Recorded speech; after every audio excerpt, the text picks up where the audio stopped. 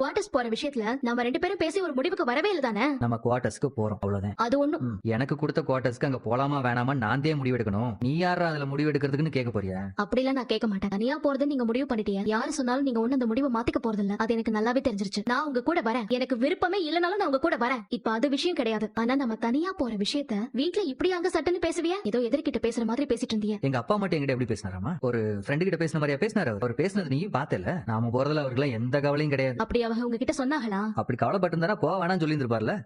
அவங்க வந்து போக வேணாம்னு சொல்லிருந்தா நீங்க அப்படியே கேட்டிருப்பீங்க. அத்தா அம்புட்டு கெஞ்சுறாங்க. உங்க அண்ணன் அரசின அம்புட்டு பேர் பேசுறாங்க. அந்த குழந்தை அம்புட்டு அழுறா. அதெல்லாம் நீங்க கேட்டீங்களா? உங்க மனசுல நீங்க என்னதான் நினைச்சிட்டு இருக்கீங்களோ எனக்கு ஒண்ணுமே புரியல. எனக்கும் தாண்டி என்ன நினைச்சிட்டு இருக்குன்னு எனக்கு ஒண்ணும் புரியல. நாம மட்டும் தனியா போறோம்னா இல்ல நாம 2 பேரும் சேர்ந்து போறோமா? நம்ம 2 பேரும் தான் போக போறோம். ஆனா முடிவெடுத்தது நீங்க மட்டும். நம்ம வீட்ல முக்காவாசி முடிவை அப்பா தான் எடுப்பாரு. அப்பா என்னதே முடிவு எடுத்தாலும் அதுல உடன்பாடே இல்லாட்டி கூட எங்க அப்பாக்காக அம்மா கூடவே நிப்பாங்க. ஆனா நீ என்ன பண்ண? குவார்டர்ஸ்க்கு போறேன்னு சொல்லும் போது எனக்கு எதுவுமே தெரியாத மாதிரி அப்படி நிக்கிற. என்ன கெட்டவனாக்கிட்டு நீ நல்லவளாக முயற்சி பண்ணிருக்க. என்ன வேற என்ன பண்ண சொல்றீங்க? உங்க கூட சேர்ந்துட்டு ஓவரா சீன் போடுறீங்க அப்படின்னு நானும் சொல்லவா? அதெல்லாம் என்னால சொல்ல முடியாது. உங்களை மாதிரி மனசுல கொஞ்சம் கூட ஈரமே இல்லாம யார்கிட்டயும் என்னால நீங்க பேச முடியாது. ஆமாடி, மனசுல ஈரம் இல்லாதவன் நம்மள பத்தி நமக்குன்னு ஒரு வாழ்க்கை வேணுங்கிறத பத்தி நான் யோசிக்கிறதே இல்லதே. பேசுறவ பேச்சு நான் மனசுல ஈரமே இல்லாதவன். நான் கேவலமான வந்தேன். எந்த நேரத்திலயுமே நான் உன்னை விட்டு கொடுத்ததே இல்ல தெரியுமா? ஆனா என்ன நீ ஈஸியா விட்டு கொடுத்துட்டல. நான் அப்படியே அம்போன்னு விட்டுட்டல. எனக்கும் ஒரு மனசு இருக்குங்க. அதை பத்தி யோசிக்காம நீங்க மட்டும் தனிச்சையா முடிவெடுத்தீங்கல. அத்தை மனசு அவங்க எவ்வளவு அழுதாக சுக்கு நூறா உடைச்சிட்டீங்க.